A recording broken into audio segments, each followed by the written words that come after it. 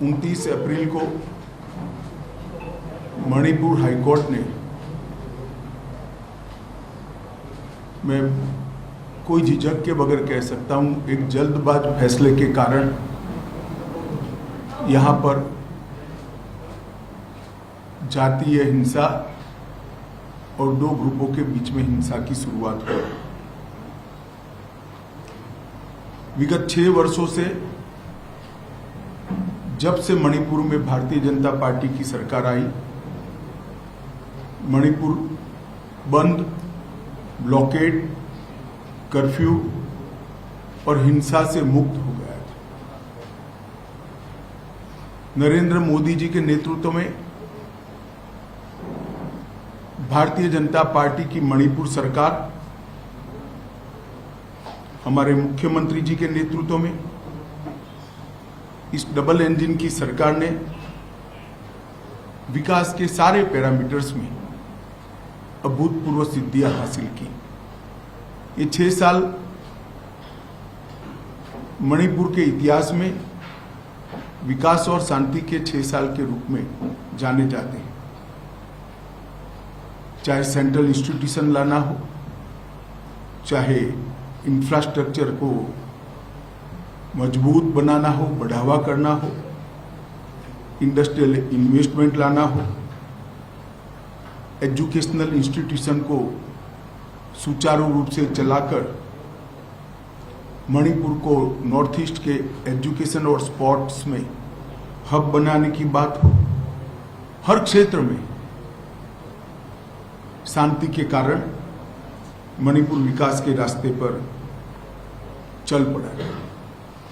विगत लगभग 1 महीने से मणिपुर में हिंसक घटनाएं हुई हैं।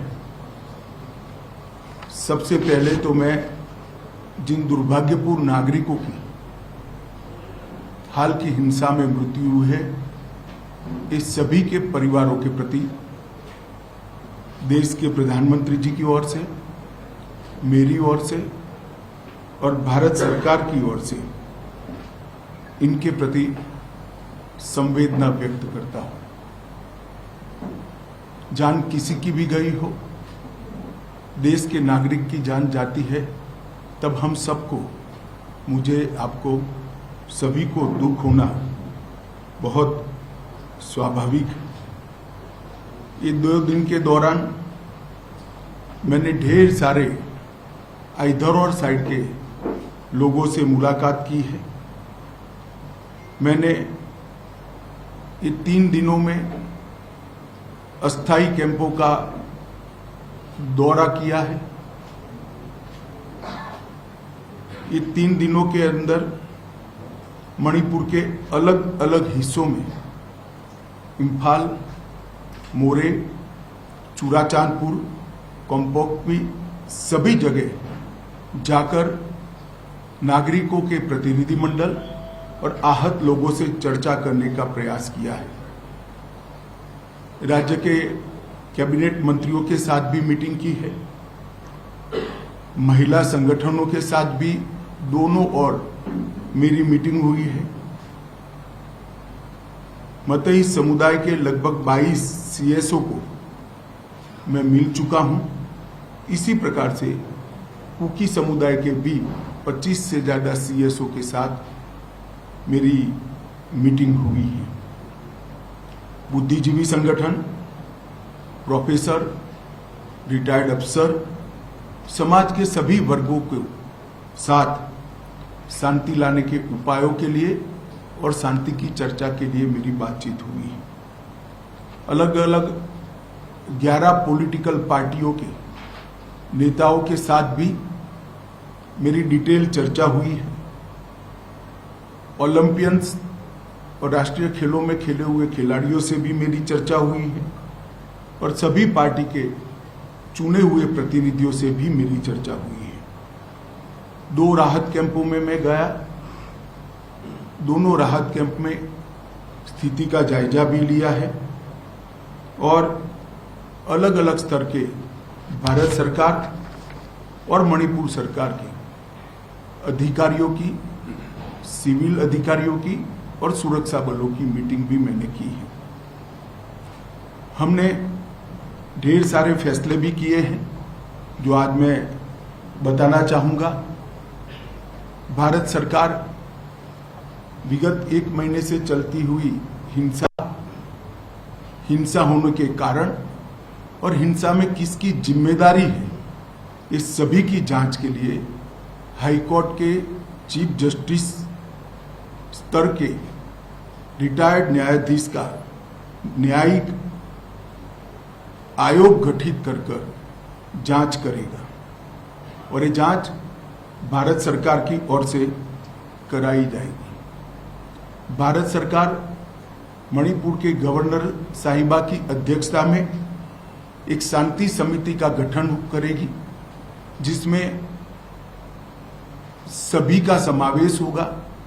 उद्योगपति भी होंगे, खिलाड़ी भी होंगे, राजनीतिक दलों के प्रतिनिधि भी होंगे, चुने हुए प्रतिनिधि भी होंगे और अलग अलग सिविल सोसाइटी ऑर्गेनाइजेशन के प्रतिनिधि भी सभी प्रकार के होंगे। मणिपुर में अभी ढेर सारी एजेंसियां सुरक्षा की दृष्टि से काम कर रही हैं। उनके बीच में बेहतर समन्वय के लिए एडवाइजर श्री कुलदीप सिंह जी, जो कि रिटायर्ड डीजी सीआरपीएफ हैं, उनकी अध्यक्षता में इंटर एजेंसी यूनिफाइड कमांड की व्यवस्था आज से ही हम रचना में लाएंगे, जो सभी एजेंसियों के बेटर कोऑर्डिनेशन के लिए, पक्षपात विहीन कोऑर्डिनेशन के लिए इनकी अध्यक्षता में काम होगा। जितने भी केस रजिस्टर किए गए हैं इसमें से 5 केस चयनित किए गए हैं और 1 केस इन जनरल कॉन्स्पिरेसी का रजिस्टर्ड कर ये 6 केसों की जांच सीबीआई का विशेष दल करेगा, जो भारत सरकार के तत्वाधान में किया जाएगा। और मैं सभी मणिपुर वासियों को विश्वास दिलाना चाहता हूं, किसी भी पक्षपात और भेदभाव के बगैर हिंसा के मूल तक जाकर आने वाले समय में कभी हिंसा न हो, इस प्रकार की एक न्यूट्रल जांच और दोषियों को दंडित करने की कार्यवाही की जाएगी। एक रिलीफ एंड रिहेबिलिटेशन पैकेज को भी तैयार किया गया है। जितने भी लोगों का जान गया है वो सभी को 5 लाख रुपया मणिपुर सरकार की ओर से और 5 लाख रुपया भारत सरकार की ओर से 10 लाख रुपया दिया जाएगा। ये राशि डीबीटी के माध्यम से उनके परिवारजनों के सीधे बैंक अकाउंट में ट्रांसफर की जाएगी। जो इंजर्ड हुए हैं उन इजाग्रस्तों के लिए, जिनकी प्रॉपर्टी का नुकसान हुआ है, उन लोगों के लिए भी एक रिलीफ एंड रिहेबिलिटेशन पैकेज तय कर लिया गया है, जिसकी डिटेल घोषणा कल भारत सरकार के गृह मंत्रालय से हम करेंगे। मणिपुर की जनता को चीज वस्तुओं की कमी न हो, इसके लिए 30,000 मैट्रिक टन नियत कोटा से एक्स्ट्रा चावल भारत सरकार ने यहां पर भेजा है। वो चावल 15,000 मैट्रिक टन के 2 महीने तक 15,000 मैट्रिक टन भेजा जाएगा। गैस, पेट्रोल और सब्जियों की भी आपूर्ति की व्यवस्था कर दी गई है।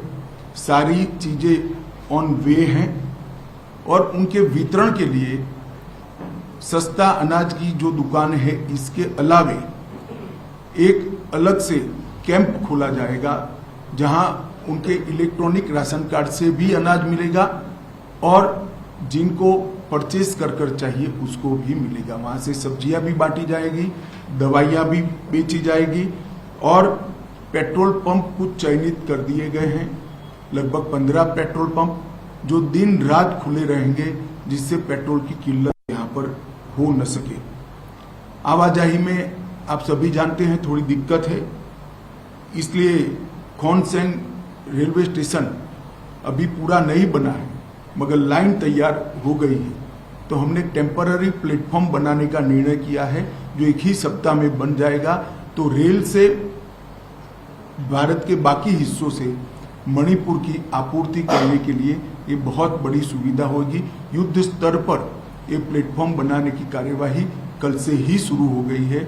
मैं आशा करता हूं कि 4-5 दिन के अंदर ही हम रेल के माध्यम से यहाँ आपूर्ति शुरू कर देंगे। तो रेल जब आना शुरू होगी तो चीज़ों की कमी में बहुत सुधार हो जाएगा। दोनों ओर लोग शिफ्ट हो गए, इसके कारण मेडिकल डॉक्टर की भी असुविधा विशेषकर कुकी भाइयों के क्षेत्र में हुई है। भारत सरकार ने 8 टीमें, जिसमें 20 डबल ग्रेजुएट डॉक्टर होंगे, वो डॉक्टरों के साथ उनकी टीमें भी होंगी। वो टीमें वहाँ से रवाना हो चुकी है। 3 टीम पहुँच चुकी है और 5 टीम आज शाम तक यहाँ रिपोर्ट कर देगी, जो मोरे, चूड़ाचांदपुर और कोमकोकी के एरिया में क्षेत्रों में मेडिकल सुविधाओं का काम करेगी। और बाद में इम्फाल में भी अगर ये क्राइसिस होती है तो असम सरकार के डॉक्टर लाने की भी हमने व्यवस्था की है। कॉम्पिटिटिव एग्जाम और शिक्षा में मणिपुर के विद्यार्थियों को कोई व्यवधान न हो, इसलिए भारत सरकार के शिक्षा विभाग के उच्च अधिकारी आज यहाँ पहुँच चुके हैं। उनका और मणिपुर के शिक्षा विभाग के अधिकारियों का मीटिंग होने के बाद एक कॉन्क्रीट प्लान, जिससे कि बच्चों की पढ़ाई लिखाई बाधित न हो, उसको हम बनाएंगे, जिसमें ऑनलाइन एजुकेशन, ऑनलाइन एग्जामिनेशन और डिस्टेंस टीचिंग की भी व्यवस्था की जाएगी। ये सारी व्यवस्था को हम 2 दिन के अंदर एक फाइनल स्वरूप दे देंगे, जिससे बच्चों की शिक्षा में और एग्जामिनेशन में किसी भी प्रकार का व्यवधान न हो। कोर्ट में मणिपुर के कुछ हिस्सों से आने में तकलीफ है, हम हाईकोर्ट के साथ चर्चा कर रहे हैं। 3 जगह पे वर्चुअल माध्यम से अपीयर हो सके, इस प्रकार की व्यवस्था की है, करने जा रहे हैं हम।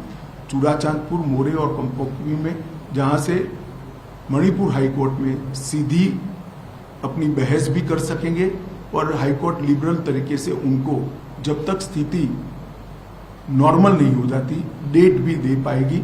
इससे काम करने में काफ़ी सरलता होगी। आवाजाही की सरलता से के लिए ये तीनों क्षेत्रों से एक अस्थायी हेलीकॉप्टर यातायात की व्यवस्था भी हम करने जा रहे हैं, जो सिर्फ 2000 रुपया पर पर्सन के रेट से इन लोगों को एयरपोर्ट तक छोड़ देगा। और इंटरनल ट्रांसपोर्टेशन की भी व्यवस्था हेलीकॉप्टर के माध्यम से हम करेंगे। भारत सरकार और मणिपुर सरकार ने हेलीकॉप्टर सेवा का बाकी खर्चा भारत सरकार और मणिपुर सरकार उठाएगी, जैसे सुदूर क्षेत्रों में आवागमन में किसी भी प्रकार की कोई दिक्कत न हो। ये सभी प्रकार की व्यवस्था सुचारू रूप से चले, इसलिए एक जॉइंट सेक्रेटरी स्तर के गृह विभाग के अधिकारी मणिपुर में उपस्थित रहेंगे और 5 डायरेक्टर स्तर के अधिकारी भारत सरकार के अलग अलग मंत्रालय के यहाँ पर उपस्थित रहेंगे। परमानेंट सॉल्यूशन के लिए हमने म्यांमार और मणिपुर की बॉर्डर पर पहले ही ट्रायल बेस पर 10 किलोमीटर बाड़ लगाने का, फेंसिंग करने का काम हमने पूरा कर लिया है और 80 किलोमीटर के काम को हमने टेंडरिंग कर चुके हैं और बाकी की बॉर्डर की हम सर्वे भी चालू कर रहे हैं। और पड़ोस के देश से आने वाले लोगों के बायोमेट्रिक्स और आई इम्प्रेशन लेने का भी काम चालू है, जिससे आने वाले दिनों में उकसावे से यहाँ पर हिंसा न हो। मेरी सभी मणिपुर वासियों के से अपील है कि आप कृपया अफवाहों पे ध्यान न दें। अफवाहों के निरसन के लिए यहाँ पर कुछ टोल फ्री नंबर बनाए गए हैं, इधर और साइड से शांति बनाए रखें। मणिपुर में शांति के कारण विकास का एक नया युग 6 साल से चल रहा था। कोर्ट के एक फैसले के कारण, थोड़ी मिसअंडरस्टैंडिंग के कारण ये मनमुटा हुआ है। मुझे भरोसा है कि मणिपुर की जनता आपसी सद्भाव के साथ चर्चा कर जल्दी इसका निपटारा लाएगी। जहाँ तक केंद्र सरकार का सवाल है, मैं एक स्थिति स्पष्ट कर देना चाहता हूँ। मैं सू ग्रुप वालों को भी एक कठोर संदेश देना चाहता हूँ कि सू एग्रीमेंट का किसी भी प्रकार का वायोलेशन, किसी भी प्रकार का विचलन बहुत सख्ती से साथ लिया जाएगा और वो समझौते के भंग के रूप में लिया जाएगा। तो कृपया समझौते की सभी शर्तों का कठोरता से आप पालन करिए। आज से हम इसको बहुत स्ट्रिक्टली मॉनिटर करेंगे और जिन लोगों के पास हथियार हैं उनसे भी मैं अपील करना चाहता हूं कि अपने अपने हथियार पुलिस के सामने सरेंडर कर दें। कल से पुलिस कॉम्बिंग ऑपरेशन करेगी और कॉम्बिंग ऑपरेशन करने के बाद जिनके पास से हथियार मिलेंगे उन पर कठोर न्यायिक धाराएं लगाई जाएंगी। तो मेरा सभी से अपील है कि जिनके पास हथियार हैं वो सभी लोग पुलिस के सामने अपने हथियारों को सरेंडर कर दें। मैं सभी सिविल सोसाइटी ऑर्गेनाइजेशन से भी निवेदन करना चाहता हूं कि अफवाहों पर ध्यान न दें। समय शांति बनाने का है, समाज के अंदर सद्भावना बढ़ाने का है और जिस काम के लिए आप लोगों ने ऑर्गेनाइजेशन बनाया है मैं मानता हूं वो काम यही है। तो आप लोग कृपया दोनों साइड से शांति बनाने का, चर्चा का और सद्भाव बढ़ाने का माहौल बनाए, ऐसी मेरी आप सबसे विनती है। धन्यवाद। एक आराम से करिए, बैठ कर करिए। I represent Northeast Video TV, which is based in Imphal. Now my question is, apart from the Kuki militants under the suspension of operation, we have received reports that large number of cartels of People's Defense Force. एक minute, मैं समझ गया। मैं हिंदी में बोला इसलिए शायद मेरी बात कम्युनिकेट नहीं हो पाई। अब ध्यान से सुनिएगा। सू मिलिटेंट अगर समझौते की किसी भी प्रकार की शर्त का उल्लंघन करते हैं तो अब उन पर कठोर कार्यवाही होगी, ये मैंने पहले ही स्पष्ट कर दिया है। Next. Is the Home Ministry have information about the interference of Myanmar's militants here, or what is happening here in this area? देखिए, सूचनाएं कई प्रकार की मैं सार्वजनिक करना नहीं चाहूँगा, परंतु जो भी सूचना है इसको हम डील कर रहे हैं और कड़ाई के साथ डील कर रहे हैं। एक सेकंड मैं बताता हूँ, आप बताइए, सबको मौका मिलेगा। The government of India has approved the NACN-IM while still having talks with the government of India. Why is that none of the Kuki groups with whom you are under suit have been approved by the center till now? देखिए, हमारी बातचीत सभी से चल रही है। North east में अब तक 15 अलग अलग हथियारी ग्रुपों से हमारा समझौता हो चुका है। 8000 से ज़्यादा लोग सरेंडर हो चुके हैं। नरेंद्र मोदी सरकार बनने के बाद 2014 से लगभग 8000 उग्रवादी हथियार डालकर मेन स्ट्रीम में आए। बाकी लोगों से भी बातचीत चल रही है। ये सभी से बातचीत एक उच्चतम स्तर पर गृह मंत्रालय कर रहा है, मगर जब कॉम्प्लेक्स पोजीशन होती है, 50-50 साल पुराने मसले होते हैं, इसका निपटारा लाने में समय लगता है। एक सेकंड, सबको सर, मैं त्रिदीप लापर पीटीआई से। सर, कुकी सीएसएफ ग्रुप का जो एक डिमांड है कि एक सेपरेट टेरिटोरियल एडमिनिस्ट्रेशन होना चाहिए, सेपरेट यूनियन टेरिटरी सेपरेशन, उस पर सर क्या राय है सर? देखिए, भारत सरकार ने मणिपुर की एकता और अखंडता के बारे में कई बार अपना स्टैंड घोषित किया है। इसमें हमारा कोई बदलाव नहीं है।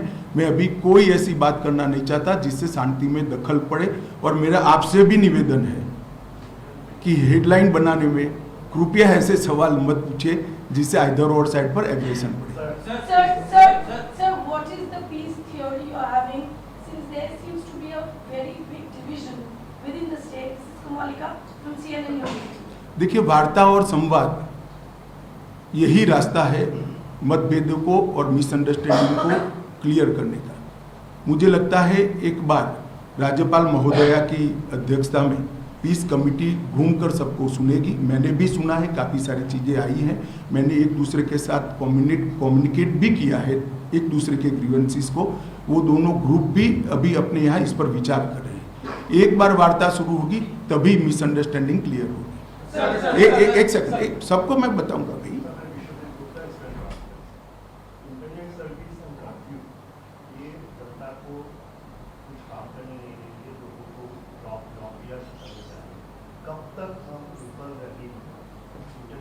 शांति होते ही तुरंत कर देंगे। Sir, how many cookie militants basically came out here in Manipur? And how are you going to monitor them? देखिए, ये एग्जामिनेशन नहीं है, सिक्योरिटी रिलेटेड चीज़ों का इस प्रकार से जवाब नहीं दिया जाता है। आप भी जरा सोचिएगा कि सवाल कैसे पूछने चाहिए। धन्यवाद। सर एक सवाल है, जब आप शुरुआत बताए थे कि आपने कोर्ट की एक राय से ये दुर्घटना हो गए थे, ये बिल्कुल गलत बात है क्योंकि चलो ये आपकी राय है। मैंने मेरी राय बता, सुनिए ना, यहाँ बहस नहीं हो सकती। मैंने मेरी राय बता दी, आप आपकी राय जनता को बताइए। धन्यवाद। सर मैं रिपब्लिक टीवी से। सर आपने 3 दिन से आप लगातार एक के बाद एक बैठक कर रहे हैं यहाँ पर, क्या आपको एश्योरेंस दिया गया है दोनों कम्युनिटी के तरफ? जी, मुझे दोनों कम्युनिटी के CSO के माध्यम से विश्वास दिलाया गया है कि जो मिसअंडरस्टैंडिंग है इसको हम जल्दी ही निपटारा करेंगे।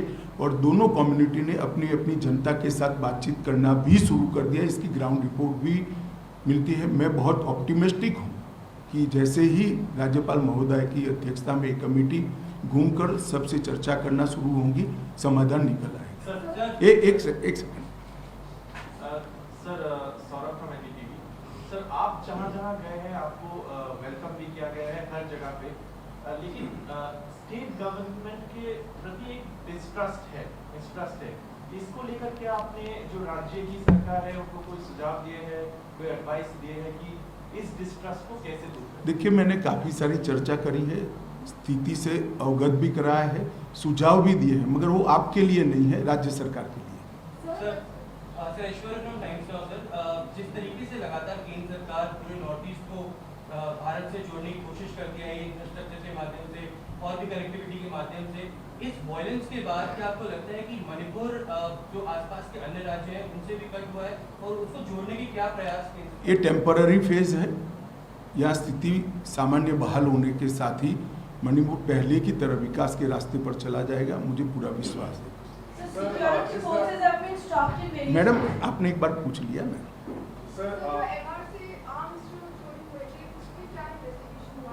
इन्वेस्टिगेशन हो रहा है, मगर मैंने पहले अपील करना चाहता था, मैंने आज अपील कर लिया है।